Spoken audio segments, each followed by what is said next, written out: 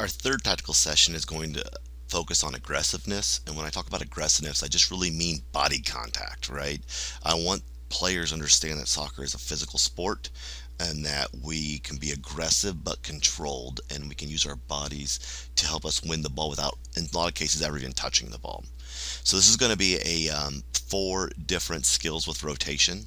So we will rotate, same like, up here, go here, go here, and then go here on our rotations. And you'll spend about 4 minutes on each of these activities. So the first activity is a two-parter. Can be done. No ball is needed initially. You basically have players line up side by side and engage their shoulders, and the idea is that they're going to do shoulder tackling, which means they're going to run side by side, shoulder to shoulder, not lifting their arm, not putting their hand out, and they're basically going to feel the pressure and get leverage on each other as they move towards their target cone. The goal is then right at the last second for them to really give it all they got and see if one player can touch this cone with their foot before the other player, basically indicating they're winning the ball.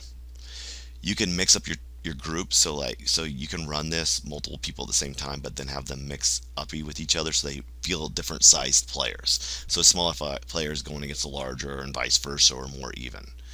Then you can add the ball in. So once the ball comes in, it's the exact same activity, but now the ball is here, and the player must not only touch the ball, but try to win the ball and dribble away. So they're winning and then they're dribbling away.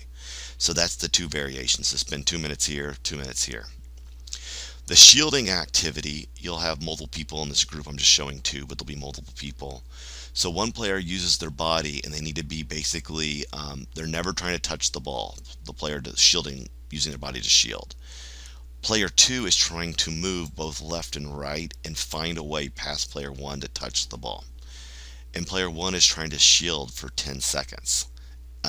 Once that time's up, they would reverse. So these two players would reverse, and they would do it again. And then they would find a new person to shield against. Different sizes, different skills, mix it up. In the third activity, player one, there'll be a square, and player one will bounce the ball into player two. So we'll basically do a little throw into player two. Player one is being shielded by player two. The difference now is that then player one has to run and go either direction around the outside of these cones and get to the opposite side of the box area. Player two is, this player is trying to win the ball. Player two is trying to shield them off and get their body turned around and make a pass to player one going out the backside. So the run around is, instead of the 10-second spin here, just defending without touching the ball. Now player two is touching the ball but trying to delay until the player gets into a position to receive the pass.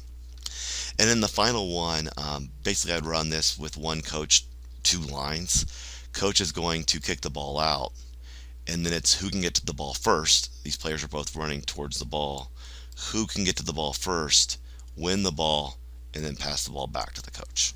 So they're going to utilize a couple of the different skills. So it doesn't matter where they start, they're going to get all the skills they need as they rotate around through this activity.